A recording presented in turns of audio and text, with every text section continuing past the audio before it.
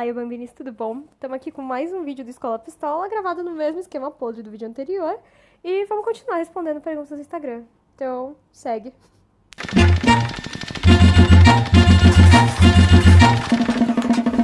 Buenos dias, children. Continuando a responder comentários e sugestões que deram na caixinha de pergunta do Facebook, queria que você falasse sobre como a militância amarela liberal é problemática.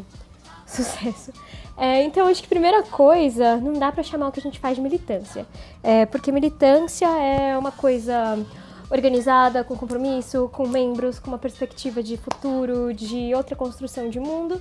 E eu acho que o que a gente constrói, e eu digo como todos os grupos e coletivos asiático-brasileiros, não se encaminha por aí. A gente não tem um compromisso de estar fazendo reuniões periódicas, de colar em atos, em manifestações, em construção de luta na rua.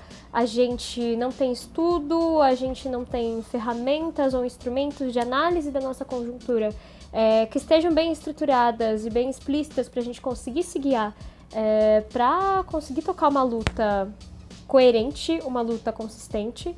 E a gente não tem muito claro o que a gente tem como perspectiva de mundo, como perspectiva de futuro.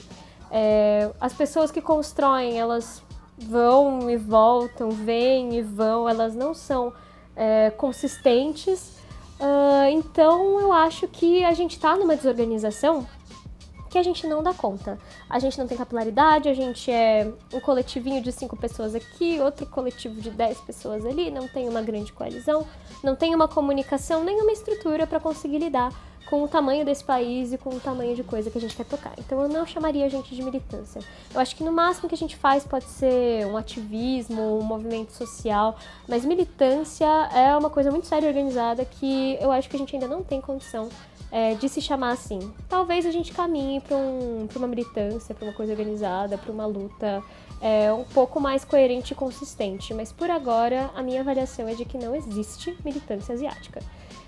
Então, colocado esse panorama, o que eu tenho para falar sobre movimentos sociais asiáticos liberais? O liberalismo, ele é uma ideologia. A ideologia, sei lá, burguesa, capitalista, ela se coloca de uma maneira completamente adentrada dentro da nossa sociedade. A gente tem uma mídia hegemônica que reitera uma lógica burguesa, a gente tem tudo que faz crer que é possível existir, sei lá, coerência entre lutas e movimentos sociais dentro do capitalismo. Então a gente tem que parar para pensar que, primeiro, nada é neutro, tudo tem um viés político, tudo tem um caminho que ele vai se encaminhar para fazer a análise e entregar o objetivo que você quer chegar. Então, eu começo falando que os movimentos asiáticos, que eu acredito, eles são de esquerda. E não centristas, não de direita, não conservadores, moral, família tradicional, ideologia burguesa capitalista, não. Os movimentos asiáticos que eu boto fé, eles precisam ser de esquerda. Então, esse movimento neoliberal, esse movimento que não pensa classe, que pensa raça, mas só no recorte amarelo, como se isso pudesse ser isolado de todas os outros processos de racialização dentro do Brasil, não vão funcionar. Então, sei lá, por exemplo, eu poderia, dentro de uma ideologia burguesa, colocar que é possível a gente construir um movimento asiático dentro do capitalismo. Então, sei lá, aconteceu um caso, como já aconteceram vários, de, sei lá, racismo dentro da polícia com a população negra. Eu posso apontar como uma solução pedir para amarelos, marrons, asiáticos no geral, ocuparem todos os espaços, porque tudo é nosso de direito e a gente tem que estar dentro da instituição e mudar as coisas por dentro, se a gente quiser que acabe o racismo. Então, amarelos, entrem na polícia, ocupem esse lugar. Se a gente tiver um amarelo antirracista dentro da polícia, ele não vai deixar que a violência policial contra a negritude aconteça. Só que isso não é possível factualmente. Isso é uma distração e uma despolitização para apontar a raiz do problema. A raiz do problema é exatamente capitalismo e racismo. Eles se retroalimentam, eles estão um ao lado do outro. Dentro do Brasil, que é esse país que foi construído com a maior diáspora negra fora de África, que foi muita gente sequestrada por um tráfico escravagista, ele vai se formar com base no racismo. O capitalismo daqui vai se formar com base no racismo. E essas duas coisas vão se retroalimentar. Não é possível que o capitalismo se sustente se não tiver uma parcela da população desempregada, na miséria, completamente desesperada, tentando pegar qualquer emprego ou qualquer trabalho mais ou menos remunerado para conseguir pagar a conta, ter o que comer e ter onde morar. Então, não tem como acabar com o racismo sem acabar com o capitalismo. Porque é impossível a gente ter numa sociedade, sei lá, essa ideologia liberal de que se a gente ocupar todos os espaços, se as empresas abrirem vagas e cotas e tiverem, sei lá, um CEO negro, um CEO indígena, um CEO asiático, a gente vai acabando com o racismo aos poucos?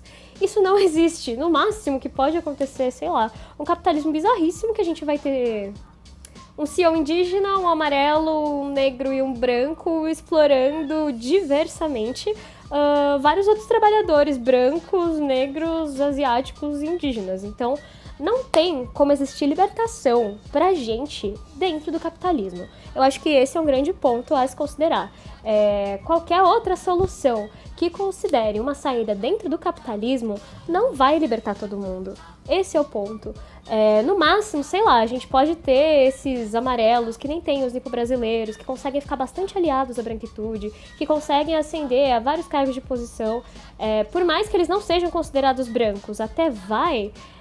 Mas mesmo que a gente consiga humanizar as pessoas asiáticas dentro do Brasil, a gente não vai estar liberando a população negra e a população originária dessas amarras, dessa opressão, que existe muito por conta dos meios de produção, que são os capitalistas.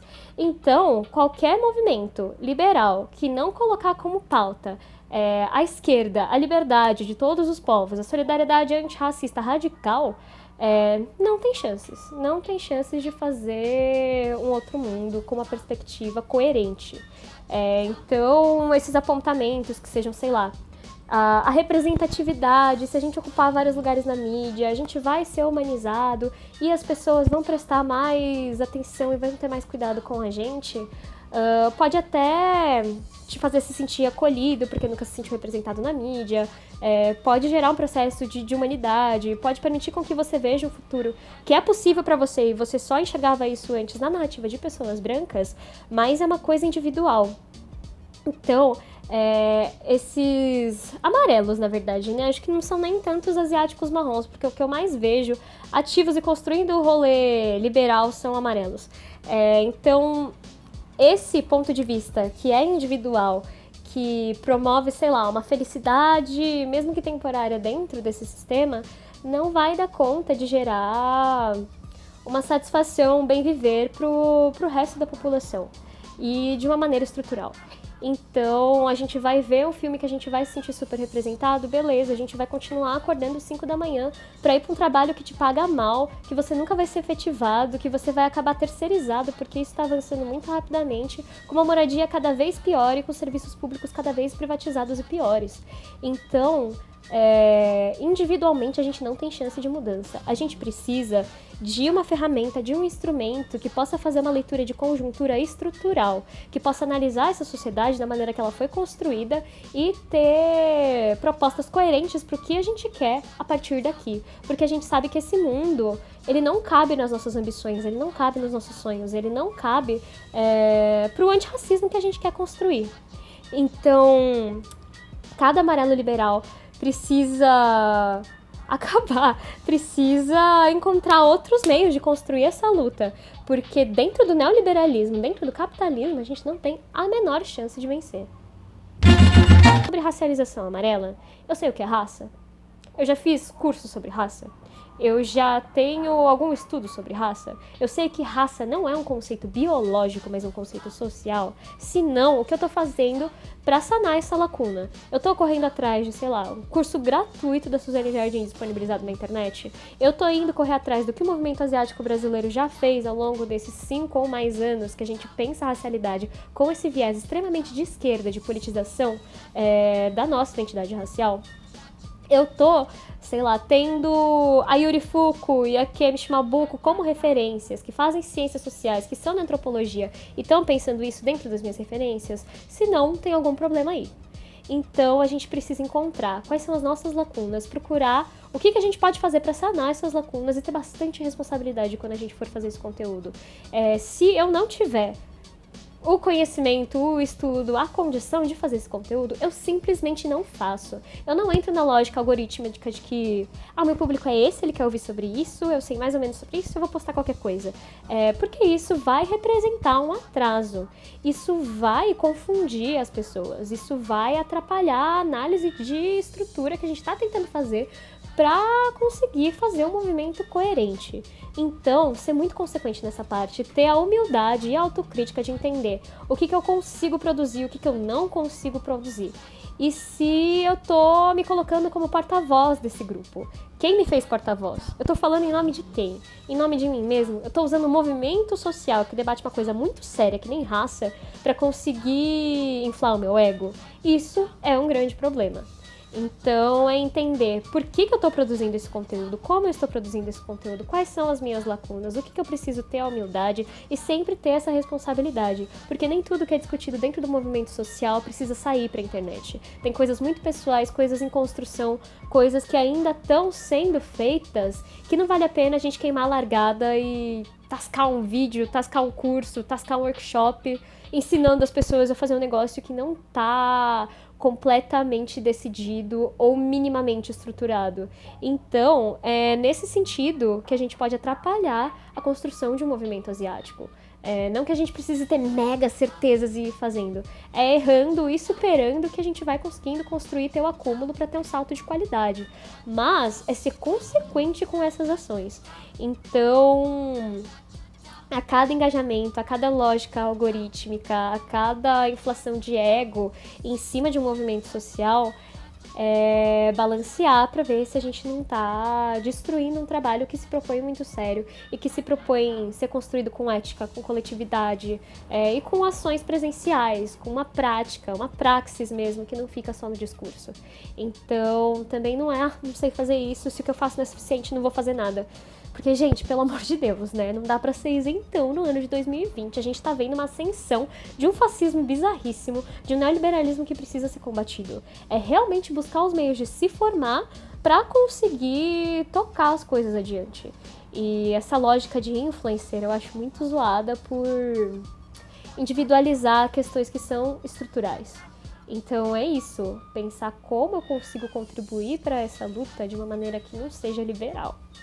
Porque a cada vez que eu esvazio a minha identidade, eu esvazio a minha luta, eu esvazio o movimento social em troca de lucro, em troca de like, transformando realmente um movimento social em mercadoria, eu estou fazendo retrocesso. Eu estou ativamente retrocedendo um movimento que é novo e que precisa de muito braço ainda para conseguir crescer.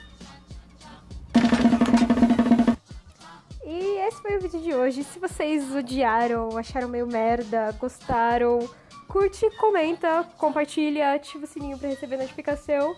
E é isso, vamos continuar trocando ideia, porque o assunto não se esgota aqui, é isso, né?